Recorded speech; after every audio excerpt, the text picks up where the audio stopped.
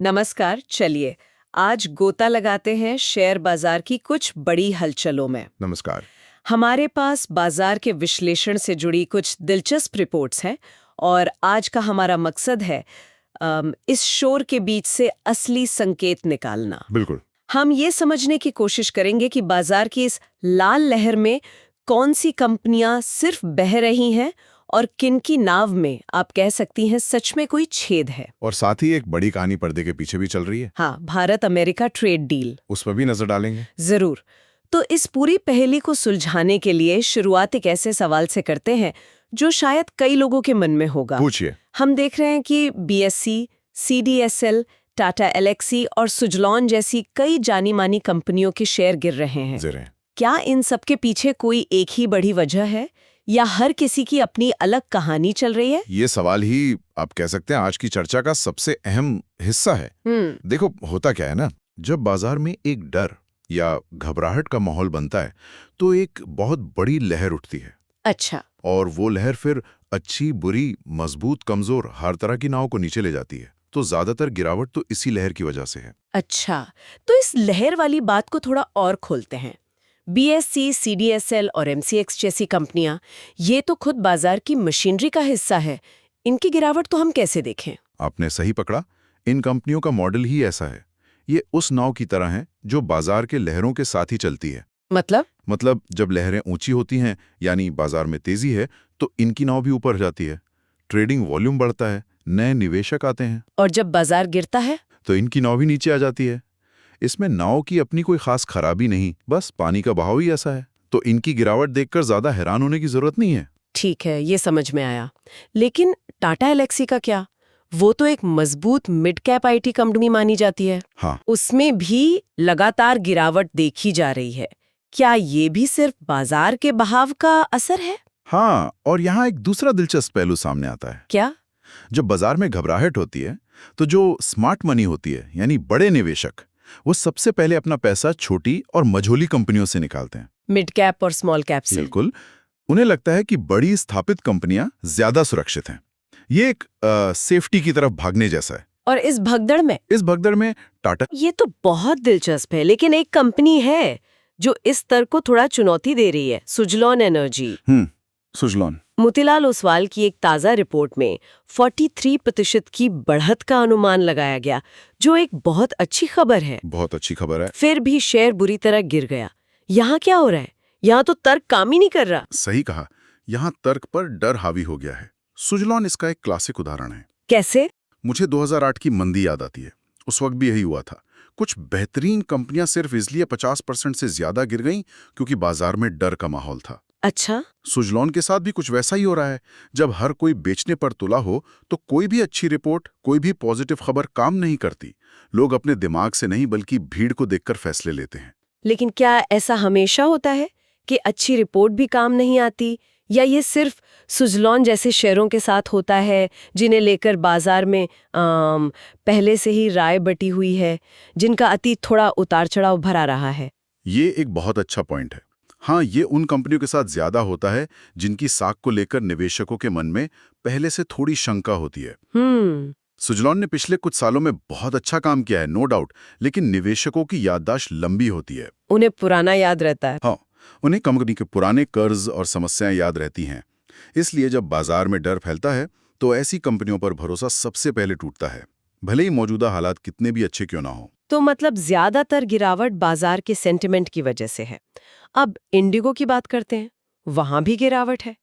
क्या वो भी इसी सामान्य प्रवाह का हिस्सा है या उस नाव में सच में कोई छेद है? इंडिगो की कहानी इन सबसे थोड़ी अलग है। अच्छा। बाजार की लहर का असर तो उस पर भी है, लेकिन उसके साथ साथ कंपनी के लिए खास नकारात्मक खबर भी है।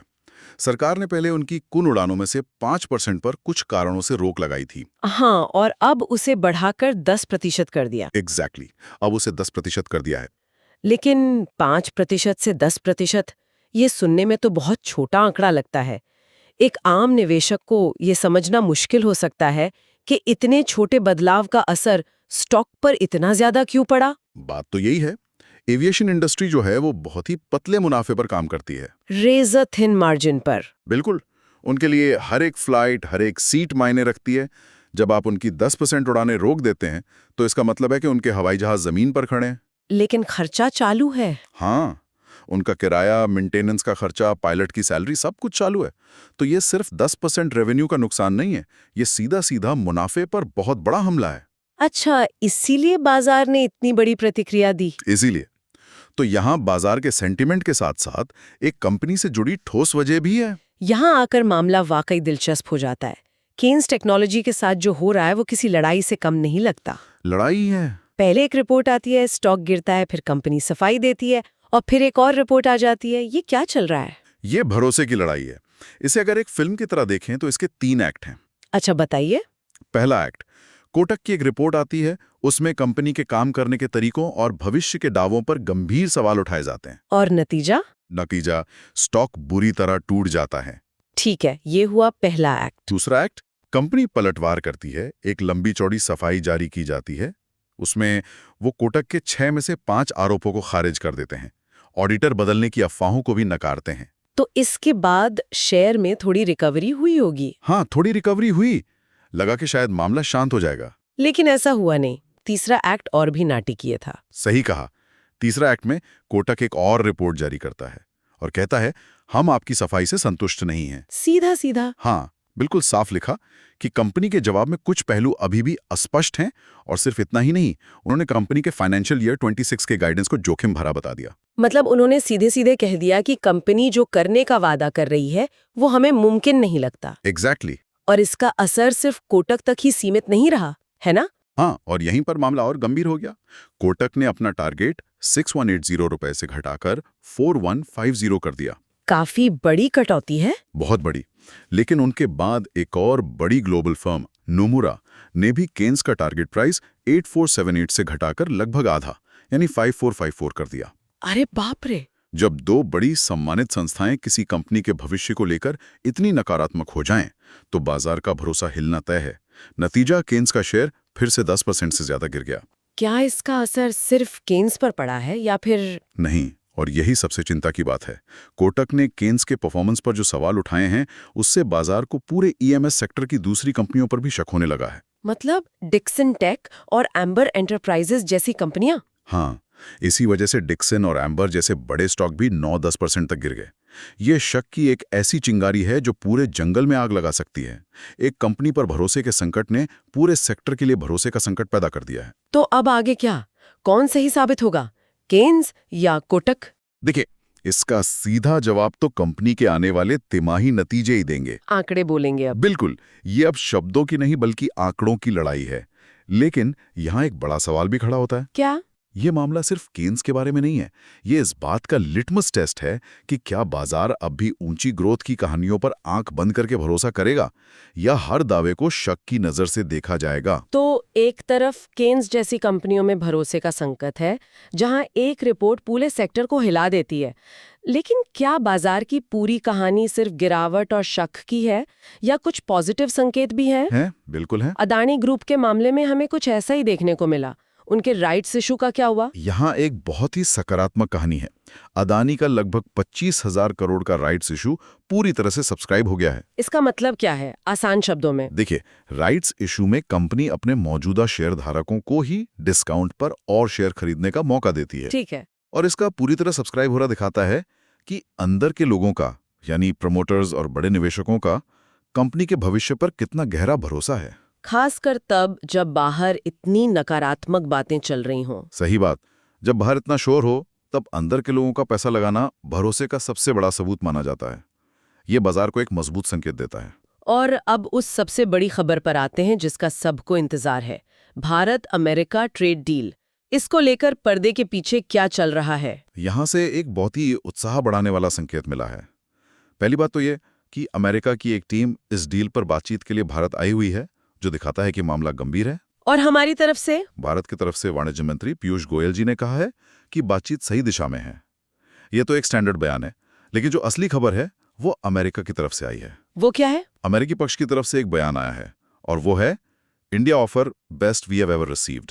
अच्छा। इसका मतलब है कि भारत ने इस डील के लिए जो प्रस्ताव रखा है वो अब तक किसी भी देश से मिले प्रस्तावों में सबसे बेहतरीन है। ये तो बहुत बड़ी बात है। बहुत बड़ी बात। आमतौर पर डिप्लोमेटिक बातचीत में इतनी सीधी और तारीफ भरी भाषा का इस्तेमाल नहीं होता। ये दिखाता है कि अमेरिका इस डील को लेकर कितना उत्सुक है। वाह, ये तो जबरदस्त खबर है। तो क्या डील पक्की समझें? क्या हमें जश्न मनाना शुरू कर देना चाहिए? अभी नहीं। डिप्लोमेसी में आखिरी पल तक कुछ भी हो सकता है। ये एक बहुत मजबूत संकेत है, लेकिन डील अभी फाइनल नहीं हुई है। अंतिम घोषणा शायद इस महीने के आखिरी हफ्ते तक हो, जब अमेरिकी टीम वापस जाकर अपने नेतृत्व से चर्चा करेगी। बाजार भी किसी बड़ी प्रतिक्रिया के लिए अंतिम घोषणा का ही इंतजार करेगा। लेकिन संकेत बहुत सकारात्मक है। अब तक का सबसे मजबूत संकेत है कि डील सही रास्ते पर है और ये भारतीय अर्थव्यवस्था के लिए एक बड़ा बूस्ट हो सकती है। तो आज की इस पूरी पड़ताल से हमने देखा कि बाजार एक मिली-जुली तस्वीर पेश कर रहा है। कहीं आम घबराहट की लहर है, तो कहीं इंडिगो जैसा कंपनी स्पेसिफिक मामला, और कहीं केन्स टेक्नोलॉजी जैसा कॉर्पोरेट ड्रामा चल रहा है। तो वहीं अदानी के राइट्स इशू और भारत अमेरिका ट्रेड डील जैसी मजबूत और सकारात्मक खबरें भी हैं। बिल्कुल।